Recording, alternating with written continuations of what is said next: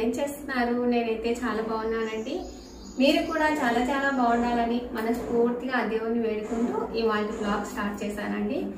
ఇంకా ఇవాళ వీడియో వచ్చేసి ముందు రోజు సాయంత్రం నుంచి మరుసటి రోజు మధ్యాహ్నం వరకు ఏ పనులు చేశాను అనేది ఈ వీడియోలో షేర్ చేస్తున్నానండి. ఇంకా ఇప్పుడైతే సాయంత్రం నేను తులసమ్మ చెట్టు దగ్గర దీపం పెట్టడానికని బయటికి వచ్చానండి. ఇంకా అత్తయ్య గారికి చెప్తూ ఉన్నాను, టేబుల్ మీద కారం బొరుగులు ఉన్నాయి, తినండి అత్తయ్య అని చెప్తూ ఉన్నాను. ఇంకా ఇప్పుడు తులసమ్మ చెట్టు దగ్గర దీపం పెట్టేసి వస్తూ గడప దగ్గర కుంకుమ పెట్టి ఇలాగ లోపలికి వచ్చానండి. మనము వీలైనప్పుడు అంటే ఉదయం కానీ సాయంత్రం కానీ తులసమ్మ చెట్టు దగ్గర దీపం పెట్టడం చాలా అంటే చాలా మంచిదండి. ఇంకా నైట్కు టిఫిన్ వచ్చేసి దోశ వేస్తున్నాను అనమాట. సో వాటిలోకి కాంబినేషన్గా ఎర్ర కారం చట్నీ, కడప ఎర్ర కారం చట్నీ తయారు చేసుకుందామండి. కాబట్టి వాటికి కొంచెంగా గిన్నెలో వేడి నీళ్లు పెట్టేసి ఒక 8 ఒట్టిమిరపకాయలు వేసేసి నానబెట్టుకున్నానండి. అవి నానే లోపల అత్తయ్యకి దోశ వేసిస్తున్నాను. అత్తయ్య ఉత్త దోశనే తింటుంది తప్ప కారం వేసిస్తే తినదండి. కాబట్టి అత్తయ్య గారి కోసం ఒక 2 దోశలు వేస్తున్నాను. చూసారా ఎంత క్రిస్పీగా ఉన్నాయి కదా. ఇంకా వీటిలోకి కాంబినేషన్గా నేను ఏ చట్నీ చేయలేదండి. ఉదయం పచ్చిమిరపకాయల చట్నీ చేశాను కాబట్టి కాసింత పచ్చిమిరపకాయల చట్నీ వేసేసాను. ఇంకా ఇప్పుడు అత్తయ్య గారికి ఇస్తూ ఉందండి మా అమ్మాయి. చూడండి అసలు చలితో బాగా మురుక్కొని పడుకోయిందనమాట. ఇంకా దోశ తినేసి కాసేపు అలా 2 అడుగులు వేసేసి పడుకుంటారనమాట. ఇంకా నెక్స్ట్ మనం ఎర్రకారం చట్నీ పట్టుకోవాలి కదా. సో వాటిలోకి నానబెట్టుకున్నటువంటి ఒట్టిమిరపకాయలు వేసేసాను. అందులో 1 స్పూను ఉప్పు వేసేసి ఇలాగ మిక్సీ పట్టుకొని వచ్చానండి. ఆ తర్వాత 4 దబ్బల చింతపండు, అలాగే ఒక 10 వెల్లుల్లి రెబ్బలు, వాటితో పాటుగా 1 స్పూను జీలకర్ర, అలాగే 2 మీడియం సైజ్ ఆనియన్స్ని ఇలాగ కొంచెం పెద్ద సైజులో కట్ చేసి అందులో వేసేసి ఇలాగ మిక్సీ పట్టుకొని వచ్చానండి. చూసారా ఎంత బాగుంది కదా. మీకు కావాలి అనుకుంటే కొంచెం చక్కెర వేసుకున్నా కూడా కారం బ్యాలెన్స్ అవుతుందండి. ఇంకా ఇప్పుడు పెన్నం బాగా వేడెక్కింది కదా, కాబట్టి కొంచెంగా నీళ్లు చల్లేసి ఇలాగా దోశ వేసుకున్నామనుకో ఇంకా క్రిస్పీగా వస్తుందండి. ఈ దోశ ఏంటంటే హోటల్ కన్నా బాగుంటుందన్నమాట. సో కొలతలు వచ్చేసి టూకీగా చెప్తాను చూడండి. 4 రేషన్ బియ్యం తీసుకుంటే వాటిలోకి 1.5 మినప్పాలు తీసుకుంటాను. అలాగే 1 గుప్పెడు వచ్చేసి శనగపప్పు, వాటితో పాటుగా కొంచెం మెంతులు, ఇంకా రుబ్బేటప్పుడు కాసిన్ని అటుకులు నానబెట్టేసి బాగా రుబ్బుకుంటానండి మెత్తగా. ఇలా రుబ్బుకునేది మనము ఉదయం బాగా పులుస్తుంది కదా. సో ఇప్పుడు దోశ వేసేసుకుంటున్నాము, కాకపోతే నేను సాయంత్రం వేసుకుంటున్నాను అనమాట. ఇంకా చూడండి దోశలు ఎంత బాగా వస్తున్నాయో, ఎంత క్రిస్పీగా ఉన్నాయో. ఇంకా వాటి మీద మనం ఎర్రకారం పూసేసి అలాగే కొంచెం చప్పల పప్పుల పొడి వేసేసి వాటి మీద కొంచెం నెయ్యి కానీ నూనె కానీ ఇలాగ వేసేసుకొని పిల్లలకు నచ్చిన విధంగా మడిచేసి ఇలాగ మనం దోశ వేసిస్తే కమ్మగా తింటారండి. ఇంకా ఇప్పుడు చూడండి మొత్తం దోశ వేసేసాను. కొంచెం చట్నీ మిగిలింది, గిన్నెలోకి తీసేసాను. మొత్తం అంతా క్లీన్ చేసుకోవాలి కదా. కాబట్టి నేనేం చేశానంటే పెన్నం కొంచెం చల్లారిన తర్వాత మనం సింక్లో పెట్టుకోవాలండి. తర్వాత ఇలాగ స్టవ్ కడ్డీలన్నీ తీసేసి పైన కొంచెం దోశ వేసినదంతా పడి ఉంటుంది కదా. సో ఒక టిష్యూ పేపర్ తీసుకొని ఇలాగ మొత్తం అంతా క్లీన్ చేసి, అలాగే ఆయిల్ కూడా పడి ఉంటుంది కాబట్టి టిష్యూ పేపర్కి అంతా వచ్చేస్తుంది. అప్పటికి సగం క్లీన్ అవుతుందండి. ఆ తర్వాత నేను మామూలుగా లిక్విడ్ చూపించాను చూడండి మొన్న రీసెంట్గా, ఆ లిక్విడ్ కొట్టేసి ఇలాగ క్లాత్తో తుడిచేస్తే ఇంకా స్టవ్ మెరిసిపోతుందండి. మనం ఎప్పుడైనా పాత్రలు తోమేటప్పుడు అంటే పాలు కాంచినేటివి అన్నానివి కానీ ఉంటే గాన మనం కొంచెం అలాగా తొలిపేసి ఇలాగ బోర్లిచ్చి మిగతా పాత్రలన్నింటినీ కడిగేసి ఆ తర్వాత వాటిని క్లీన్ చేస్తే తొందరగా నీట్గా పోతాయి అన్నమాట. ఇంక ఇప్పుడు చూడండి పాత్రలన్నింటినీ కడిగేశాను. అలాగే వంటగదిని మాత్రం నైటే తుడిచిపెట్టుకుంటానండి. రోజు ఇదే విధంగానే చేస్తానన్నమాట. ఆ లిక్విడ్లో కూడా మనం ఏమీ వేయలేదండి, ఓన్లీ వంట సోడా, వెనిగర్, విమ్ లిక్విడ్ వేసేసి బాగా షేక్ చేసుకొని ఒక కొలిన్ బాటిల్లో వేసేసుకొని ఈ విధంగా స్టవ్, టైల్స్ అన్నీ తుడిచిపెట్టుకున్నామనుకో వాటిలో ఘాటు ఉంటుంది కాబట్టి వాటి వల్ల కూడా మనకు దోమలు కానీ పురుగులు కానీ బొద్దింకలు కానీ ఏవి రావండి.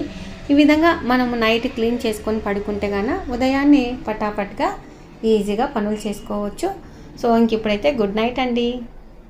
ఇంకా ఉదయం లేవంగానే మా మున్ని ఫోన్ చేసి రానని చెప్పిందండి. సో అలాంటప్పుడు మనము స్టెప్ బై స్టెప్గా ఈజీగా సులువుగా ఆడుతూ పాడుతూ ఎలా పనులు చేసుకోవాలి అనేది చూపిస్తానండి. ఇలా ఉంటే వాతావరణం చాలా బాగా హ్యాపీ అనిపిస్తుంది కదా. నిజమండి బాబు, మనము అంటే రోజువారీ పనులు చేసుకునే వాళ్ళైనా ఇలా మనకు పనమ్మాయి రాకపోయినా కొంచెం ముందు లేసామనుకో ఈ వాతావరణంలో పనులు చేసుకోవటం వల్ల కూడా మనకు ఆరోగ్యానికి మంచిదండి. ఇప్పుడు చూడండి, కసు ఊడ్చటం కూడా ఒక ఎక్సర్సైజే, అవునా? నిజమండి, అసలు వంగి లేయటం కూడా ఒక ఎక్సర్సైజే అనమాట. ఇంక ఇప్పుడైతే మొత్తం అంతా కసు ఊడ్చేసాను. ఇంకా ఇప్పుడు నీళ్లు కొడుతూ ఉన్నానండి. సో మెయిన్గా అంటే మనం కసు బాగా ఊడ్చుకున్నామనుకో నీళ్లు కొట్టడం చాలా ఈజీగా అవుతుంది కదా, కాబట్టి తొందరగానే కొట్టేశానండి. ఇంకా నెక్స్ట్ పైనుంచి అంటే మాకు పక్కన వర్క్ జరిగిందండి, కాబట్టి డస్ట్ ఎక్కువగా వచ్చిందనే ఉద్దేశంతో పైనుంచి కింద మెట్ల వరకు నీళ్లు కొట్టేసి స్టాపర్తో లాగేశానండి. ఇంకా ఇప్పుడైతే ముగ్గు పెడుతూ ఉన్నాను. ముగ్గు కూడా 2 లైన్స్తో ఇలాగ వేసేస్తే మనకు ముగ్గులు చాలా బాగా కనపడతాయండి. చూసారా ఎంత బాగుంది కదా ముగ్గు. ఇలాగనే మనం పెద్ద పెద్ద ముగ్గులైనా కూడా వేసుకోవచ్చండి. కాకపోతే ఏంటంటే కొంచెం వేసే విధానము కొంచెం అలాగా కొంచెం ట్రిక్ తెలుసుకున్నామనుకో ఈజీగా వేసేసుకోవచ్చు. చూసారా ముగ్గు ఎలా ఉంది అనేది కూడా నాకు ఖచ్చితంగా కామెంట్ పెట్టండి. ఇంకా నెక్స్ట్ వచ్చేసి మనం ఏం చేస్తాము, చుట్టూరు ఎప్పుడైనా కూడా పని బయట పని అయిపోగొట్టుకుంటే లోపల పని ఈజీగా చేసుకోవచ్చు. సో టైల్స్ మొత్తము ఇక్కడ అక్కడ అంతా తుడిచేసానండి. అత్తయ్య గారు ఇక్కడికి వచ్చి వాకింగ్ చేస్తారనమాట ఈ సందులో, కాబట్టి నేను కంపల్సరీగా క్లాత్తో తుడిచేస్తాను. ఇంకా అలాగే పైన బట్టలు ఆరేసుకోవటానికి ఇలాంటి స్టాండ్ బిగించుకున్నానండి. ఆల్రెడీ ఒక వీడియోలో కూడా చూపించానమాట. ఇంకా ఇప్పుడు లోపలికి వెళ్ళి కాఫీ తాగుదాం పదండి. ఇంకా బాగా చలి పెడుతుందనమాట. ఇలా చలి ఉన్నప్పుడు కంపల్సరీగా కాఫీ తాగితే మనకు 100 రెట్ల బలం వస్తుందండి. ఆ తర్వాత వీటిలోకి ఏంటంటే నేను కంపల్సరీగా కొంచెం మీగడ వేసుకుంటానండి. సో మీగడ వేస్తూ ఉన్నాను. ఇంక ఇప్పుడైతే కాఫీ తాగుతూ ఉన్నానండి. ఇంకా ఈరోజైతే మాకు చీపురు కొంచెం మొద్దు బారిందండి. కాబట్టి మనం కొత్త చీపురుని తెచ్చుకున్నప్పుడు ఎలా వాడాలి అంటే, కవర్లో ఉండంగానే చీపురుని మనం ఇలాగా గోడ కాటి ఇటు కొడితే గాన వాటిలో ఉన్నంత డస్ట్ అంతా కవర్లోనే పడుతుందండి. ఇంకా ఇప్పుడు కట్ చేసేసి ఒక కసు చాటలో వేసేసుకోవచ్చు.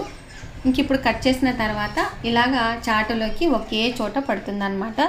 చూసారా మొత్తం డస్ట్ అంతా చాటలోకి వచ్చేసింది కదా. ఇంకా ఆ తర్వాత మనము బకెట్లో నీళ్లు తీసేసుకొని వాటిలో కొంచెంగా ఈ చీపుర్ని తడిపేసి ఆ తర్వాత ఎండలో ఎండబెట్టుకోవాలండి. ఇలా చేయటం వల్ల మనకు మళ్ళీ కసు కొట్టినప్పుడు మనకు చిదుగు అనేది ఉండదన్నమాట. ఇంకా నెక్స్ట్ పని మొదలు పెట్టడానికి ముందు అంటే కసులు ఊడ్చక ముందు అన్ని రూమ్లలో ఉన్నటువంటి గ్లాసులు కానీ బాటిల్స్ కానీ తెచ్చుకోవాలండి. ఆ తర్వాత మొత్తము డస్టింగ్ చేసుకోవాలండి. లోపల 3 బెడ్రూమ్లు మా అమ్మాయి ఇదిలిస్తూ ఉంది. ఇంకా నేనైతే బయట సోఫా సెట్లు అలాగే కొంచెంగా కిటికీలు ఇలాగ ఇదిలిచ్చేసాను. ఇంకా ఆ తర్వాత మొత్తం కసులంతా ఊడ్చుకుంటున్నానండి. సో ఇలా ఊడ్చుకునేటప్పుడు కూడా మనం కొంచెం ఓపికగా చీపుర్ని ఒత్తి నూకామనుకో నీట్గా వస్తాయి అన్నమాట. ఆ తర్వాత మనము డ్రెస్సింగ్ చేసుకోవాలండి. సో ఇంక ఇప్పుడైతే నేను కొలిన్ బాటిల్లో లిక్విడ్ వేశాను కదా, దాంట్లో కొంచెంగా వంట సోడా, వెనిగరు, విమ్ లిక్విడ్ వాటి బిల్లలు కూడా చూపించానండి. ఒక్క బిల్ల వేసుకుంటే చాలండి, ఇంకా అది మనకు వారం రోజులు పనిచేస్తుంది అనమాట. వాటిలో వేసేసి లిక్విడ్ తయారు చేసుకొని ఇలాగా మనం క్లాత్కు స్ప్రే చేసేసుకొని టీవీ, టీపాయి, అలాగే డ్రెస్సింగ్ టేబుల్, అలాగే దివాన్ కాటి ఇలాగా మొత్తం అంతా క్లీన్ చేసేసాను. ఇంకా ఆ తర్వాత మనం ఈరోజు ఫ్లోర్ క్లీనింగ్ అనుకున్నాం కదా, కాబట్టి ఫ్లోర్ క్లీనర్ ఎలా చేసుకోవాలి అనేది చూపిస్తానండి. ఇంకా ఇప్పుడైతే స్టవ్ వెలిగించి స్టవ్ మీద ఒక 2 లీటర్ల నీళ్లు పోసేసి బాగా మరిగేటప్పుడు మనము ఒక 2 బిర్యానీ ఆకులు అలాగే ఒక 10 లవంగాలు వాటితో పాటుగా ఒక 10 చెక్క వేసేసుకొని బాగా మరలేటట్టు హై ఫ్లేమ్లో ఉడకబెట్టుకోవాలండి. ఇవి ఉడికేటప్పుడే మనకు తెలిసిపోతుందండి, మంచి సువాసన వస్తుందన్నమాట. సో ఇలా బాగా ఉడికిన తర్వాత అంటే ఒక 2 నిమిషాల పాటు ఉడకబెట్టుకుంటే సరిపోతుంది. ఇంకా ఇప్పుడు స్టవ్ ఆఫ్ చేసి కింద దించేసుకొని నీళ్లు వేడిగా ఉండగానే మనం ఇప్పుడు చేసుకున్నటువంటి మిశ్రమము అందులో కలుపుకోవాలండి. సో వీటిలోకి వచ్చేసి నేను పటిక తెచ్చుకున్నాను. సేమ్ కలకండ లాగానే ఉంటుంది, కాకపోతే ఇది సప్పగా ఉంటుందన్నమాట. మీకు ఆల్రెడీ తెలుసండి పటిక ఏమిటికి యూస్ చేస్తారు అని. మా ఊర్లో అయితే కోనేరు ఉండేది. అప్పుడు వరదలు వచ్చినప్పుడు బురదగా వచ్చేది. అప్పట్లో కోనేరు నీళ్ళే తాగేవాళ్ళం మేము. అయితే మనం తెచ్చుకున్న నీళ్ళల్లో అంటే స్టీల్ బిందెలలో కానీ తెచ్చుకుంటే వాటిలో ఈ పటిక కొంచెంగా వేసామనుకో అది బురదనంతా లాగేసి కింద అంతా ఒక లేయర్ లాగా ఫామ్ అవుతుందండి. మనకు నీళ్ళేమో తేటగా వస్తాయి, అప్పుడు అవి తాగేవాళ్ళము. సో పటికను ఎక్కువగా మనం ట్యాంకీలలో కూడా వేసుకోవచ్చండి, అంత బాగా పనిచేస్తుంది అన్నమాట. ఇంకా ఆ తర్వాత వీటిలోకి ముద్ద కర్పూరం అండి ఒక బిల్లం తీసుకున్నాను. మీ దగ్గర ముద్ద కర్పూరం లేకపోతే మామూలు కర్పూరం అయినా కూడా మెత్తగా దంచేసుకొని వేసుకోవచ్చు. ఇంకా మీకు తెలుసు కదండి, కర్పూరము మెయిన్గా దోమలు కానీ కీటకాలు కానీ రాకుండా ఉండేందుకు కర్పూరం వాడతాము. సో ఇప్పుడు మనం దంచుకున్నటువంటి మిశ్రమము ఈ నీళ్ళల్లో వేసుకుంటున్నామండి. ఇంకా ఆ తర్వాత వీటిలోకి కల్లు ఉప్పు కాసింత వేసేస్తున్నాను. ఆ తర్వాత కొంచెంగా పసుపు వేస్తున్నానండి. ఇంకా లాస్ట్లో కొంచెంగా విమ్ లిక్విడ్ వేస్తున్నాను. ఒక 2 స్పూన్ల మీద వేసేసానండి. మనము మామూలుగానే శుక్రవారం కానీ మంగళవారం కానీ కొంచెం పసుపు ఉప్పు వేసేసి నీళ్ళల్లో మనం బండలు తుడుచుకుంటాం కదా, కాబట్టి ఇంకా మనం ఫ్లోర్ క్లీనర్ కాబట్టి నేను పసుపు అలాగే ఉప్పు కూడా వేసేసాను. ఇంకా వీటితో పాటుగా మనకు సువాసన భరితమైనటువంటి జవ్వాది పౌడర్ అండి, చాలా అంటే చాలా బాగుంటుంది ఈ స్మెల్, కాబట్టి కాసింత అందులో వేసేసాను. మనకు సీసా వచ్చేసి 2 గ్రాములు 40 రూపీస్ ఏమో పడిందండి. ఇంకా ఇప్పుడు మనం ఇలాగా వడగట్టుకోవాలన్నమాట. చూసారా లిక్విడ్ ఎలా ఉందో, ఇలాగా మనం పసుపు వేసాం కాబట్టి ఈ కలర్లో ఉందండి. ఇంకా ఇప్పుడు కొంచెంగా బాటిల్లో వేసేసి మిగిలినది ఇంకొక బాటిల్లో వేసేసాను. ఇంకా ఈ నడమ ఏంటంటే ఎక్కువగా మనము కిచెన్ క్లీనింగ్కి ఒక లిక్విడ్, అలాగే ఫ్లోర్ క్లీనింగ్కి ఒక లిక్విడ్, అలాగే మామూలుగా బాత్రూమ్స్కి ఒక లిక్విడ్ తయారు చేసుకుంటున్నాం కాబట్టి నేను ఇలాంటి స్టిక్కర్స్ తెప్పించుకున్నానండి. సో ఈ స్టిక్కర్స్ కావాలి అనుకుంటే లింక్ డిస్క్రిప్షన్లో ఇస్తాను, ఒక్కసారి చెక్అవుట్ చేయండి. ఇంకా ఇప్పుడు బాటిల్కి ఇలాగా రాసేసి ఫ్లోర్ క్లీనర్ అని రాసుకున్నానండి.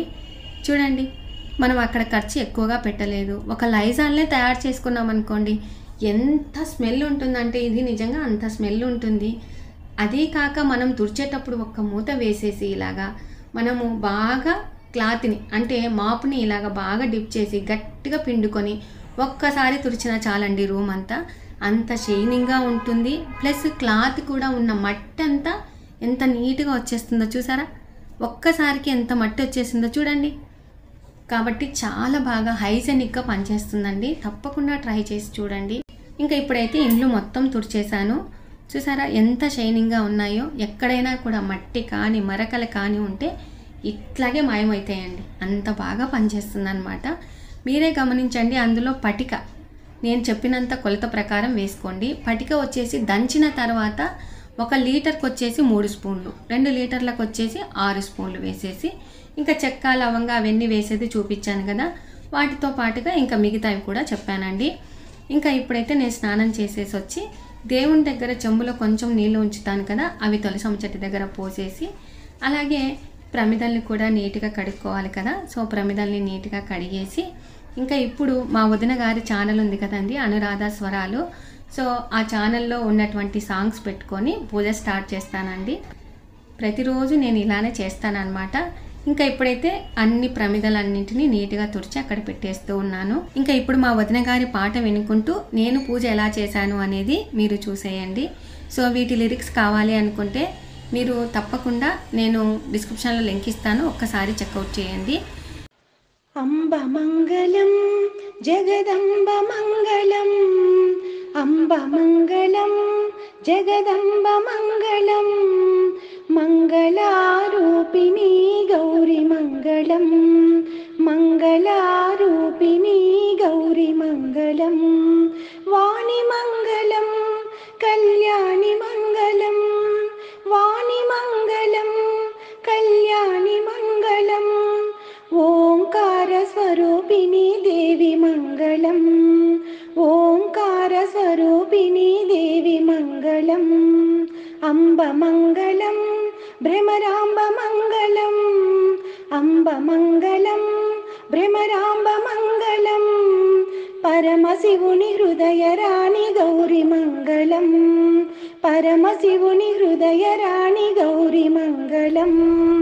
ఇంకా ఇప్పుడైతే ధూపం వేస్తూ ఉన్నానండి. మనకు పాజిటివ్ వైబ్స్ రావాలన్నా ఇలాగా మనము విశేషమైనటువంటి పర్వదినాలలో ఇలాగా ధూపం వేసుకోవాలి. అన్నట్టు మర్చిపోయాను కదా, ఈరోజు మా ఇంట్లో టిఫిన్ వచ్చేసి ఉప్మా చేశానండి. ఇంకా నేను అత్తయ్య గారు తినేస్తూ ఉన్నామన్నమాట. చూడండి ఉప్మా ఎంత బాగుంది కదా. సో కొంచెంగా బియ్యపు రవ్వ అలాగే గోధుమ రవ్వ 2 కలిపి ఇలాగా చేశానండి. చూడండి ఎంత పొడి పొడిగా వచ్చింది కదా, చాలా బాగుంటుందండి. వీటిలోకి కాంబినేషన్గా పప్పుల పొడి కానీ చిట్లం పొడి కానీ మామిడికాయ కారం కానీ చాలా బాగుంటుంది. ఇంకా ఇద్దరం టిఫిన్ చేసి వచ్చాము. సో ఇలాగ కూర్చున్నాము. ఇంకా అత్తయ్య గారు మధ్యాహ్నానికి ఏం చేస్తున్నావు జయ అని అడుగుతూ ఉన్నారు.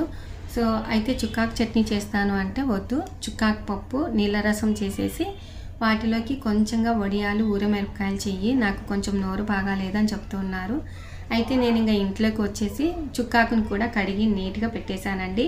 ఇంకా ఇప్పుడు పప్పుకు వేసుకున్నానండి. పప్పుకు కొలత అంటే గాన 1.5 కప్పు కందిపప్పు తీసుకున్నాను రైస్ కుక్కర్ గ్లాస్తో. సో నీళ్లు వచ్చేసి 5 పోసేసానండి. ఇంకా వీటిలోనే రసంకి కూడా బ్యాలు తీసుకుంటాను కాబట్టి కాసింత పప్పు ఎక్కువగానే వేసుకుంటాను.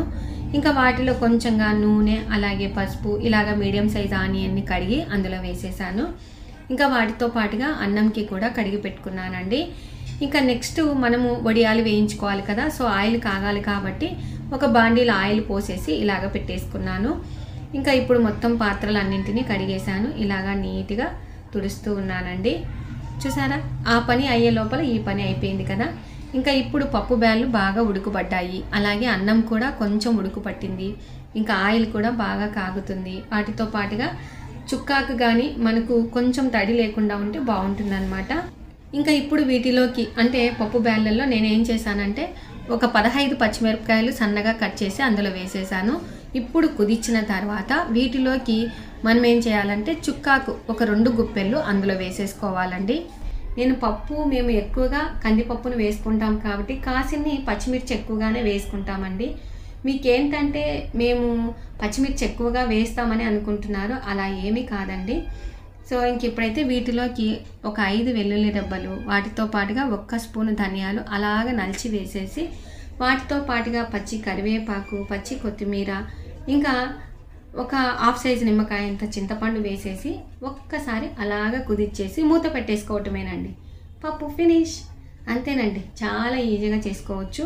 మనం ఆడుతూ పాడుతూ పనులు చేసుకోవచ్చండి. మీరు పప్పు ఇలా పక్కకు ఉడకబెడితే టైం ఎక్కువ పడుతుంది అని అనుకోవద్దండి. పప్పు బ్యాళ్ళు కూడా తొందరగా ఉడుకుతున్నాయి. ఇలాగ చేసుకోండి, ఏ గ్యాస్ ట్రబుల్స్ రావు. ప్లస్ మనకు ఆరోగ్యానికి కూడా చాలా అంటే చాలా మంచిదండి.